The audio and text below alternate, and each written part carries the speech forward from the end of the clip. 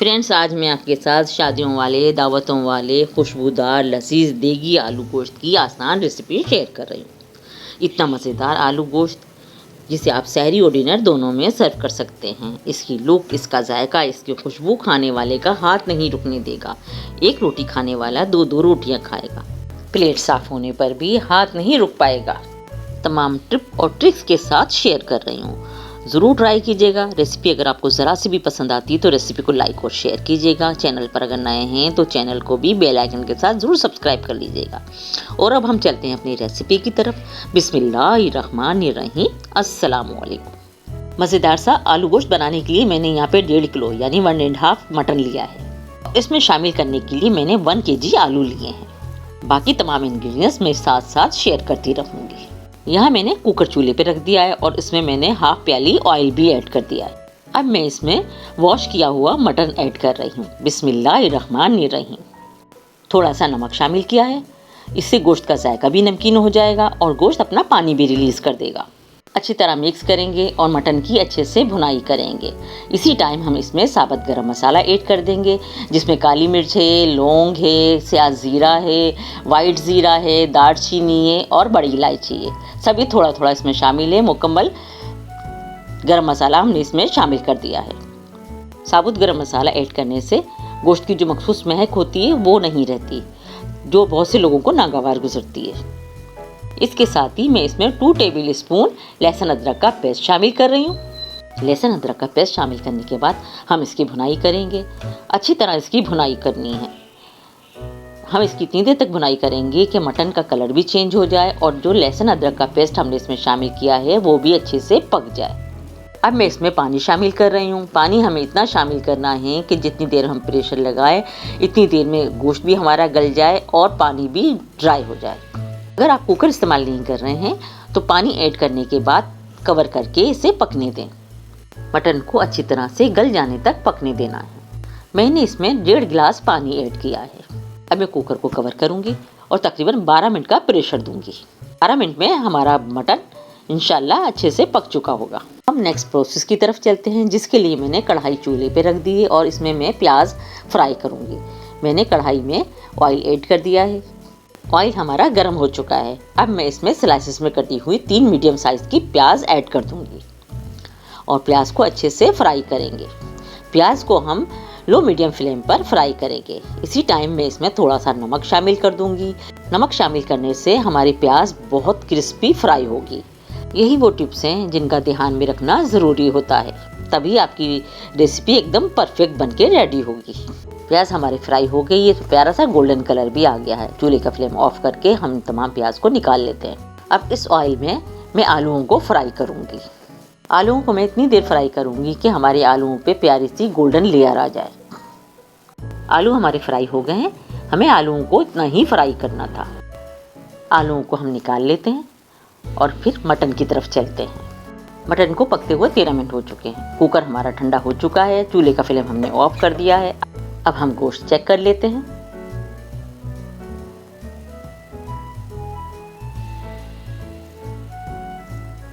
गोश्त हमारा गल चुका है। अब हम मटन की भुनाई भी शुरू कर देते हैं और साथ साथ इसमें बाकी के इंग्रेडिएंट्स भी ऐड कर देते हैं। सबसे पहले मैंने इसमें तेज़पात के पत्ते शामिल किए हैं। इससे हमारी रेसिपी की खुशबू भी अच्छी होगी और लुक भी देगी होगी।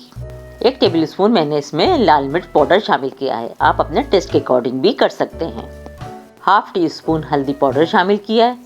1 टेबल स्पून ही मैंने इसमें सूखा धनिया पाउडर शामिल किया है। 1 टीस्पून मैंने इसमें कश्मीरी लाल मिर्च शामिल की है। ये सिर्फ कलर के लिए इस्तेमाल की जाती है, इससे रेसिपी का कलर बेहतरीन हो जाता है। अपने आलू गोश्त की रेसिपी को फ्लेवरफुल करने के लिए मैंने इसमें 1 टेबल स्पून कौरमा पाउडर शामिल किया है। ये ऑप्शनल है, लेकिन अगर आप ऐड करेंगे तो आपकी रेसिपी का फ्लेवर बहुत अच्छा हो जाएगा। या आप किसी भी ब्रांड का कर सकते हैं और अगर होममेड है तो वो भी यूज़ कर सकते हैं। अच्छी तरह से भुनाई करेंगे।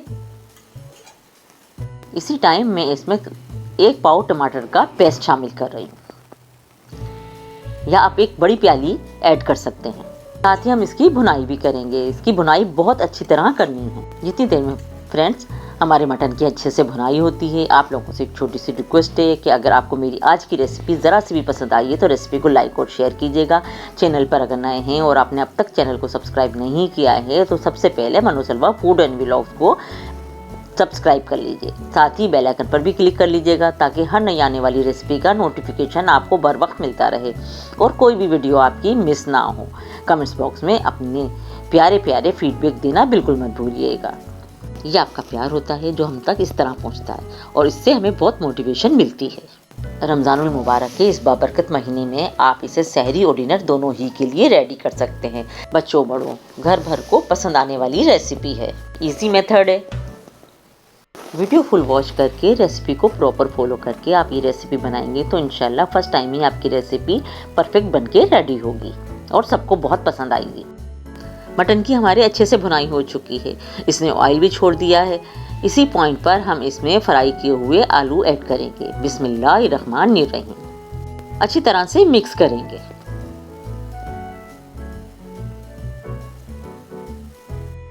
एक पाव बीट किया हुआ दही शामिल किया इसमें मैंने।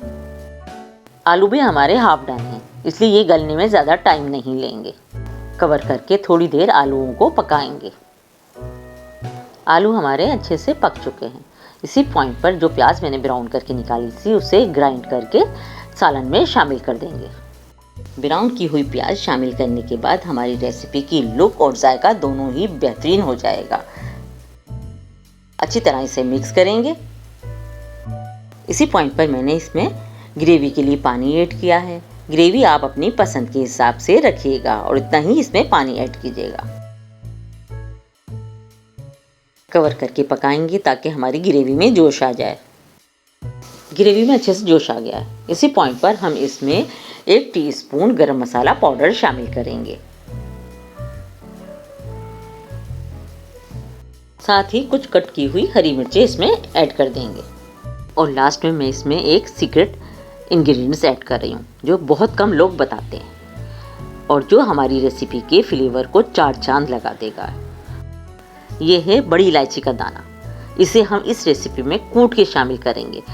बावर्ची की बताई हुई सीक्रेट टिप है ये, हर कोई नहीं बताता। इससे हमारी रेसिपी का जायका, खुशबू, लज्जत सब बेमिसाल हो जाएगी।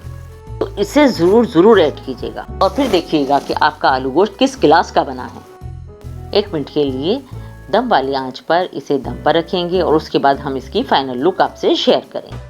और जनाब ये हमारे बहुत ही मज़ेदार से खुशबूदार लजीज देगी स्टाइल आलू गोश्त की रेसिपी की फाइनल लुक है। माशाल्लाह बहुत अच्छा बना है। जितना अच्छा ये देखने में लग रहा उससे कहीं अच्छा ये खाने में है। टेस्टी है, यमी है, फ्लेवरफुल है, खुशबूदार है, लजीज है। आलू गोश्त हमारी ट्रेडिशनल डिश है। बच्चे बड़ों सबको बहुत पसंद आती है। अक्सर घरों में फरमाइश करके बनाया जाता है, दावतों में भी रखा जाता है। इसे आप चपाती, नान, कुलचा, शीरमाल और राइस किसी के साथ भी सर्व कर सकते हैं। मैंने ये रेसिपी मटन में बनाई है। आप चाहें तो इसे बीफ या चिकन में भी बना सकते हैं। सिर्फ टाइम ड्यूरेशन का फ़र्क होगा, बाकी तमाम इंग्रेडिएंट्स और मेथड सेम होगा। ज़रूर ट्राई कीजिएगा। इंशाल्लाह आपको और आपके घर वालों को भी बहुत पसंद आएगा। फ्रेंड्स इसके अलावा भी मेरे चैनल पर बहुत अच्छी रेसिपीज़ अपलोड हैं। आप चैनल का विजिट ज़रूर कीजिएगा। इंशाल्लाह वो तमाम रेसिपीज़ भी आपको बहुत पसंद आएंगी। तो ऐसी ही मज़ेदार सी ईजी हेल्दी और झटपट बनने वाली रेसिपीज़ के लिए देखते रहिए मेरा चैनल मनोसलवा फूड एंड व्लॉग्स। मुझे दीजिए अब इजाज़त। अपने प्यारों का और अपने चाहने वालों का बहुत ख्याल रखिएगा। मुझे, मेरी फैमिली को और मेरी कंट्री को अपनी दुआओं में शामिल रखिएगा। फिर मिलेंगे इंशाल्लाह एक और नई इजी हेल्दी और अमेजिंग रेसिपी के साथ। तब तक के लिए थैंक यू फॉर वॉचिंग। अल्लाह हाफिज़।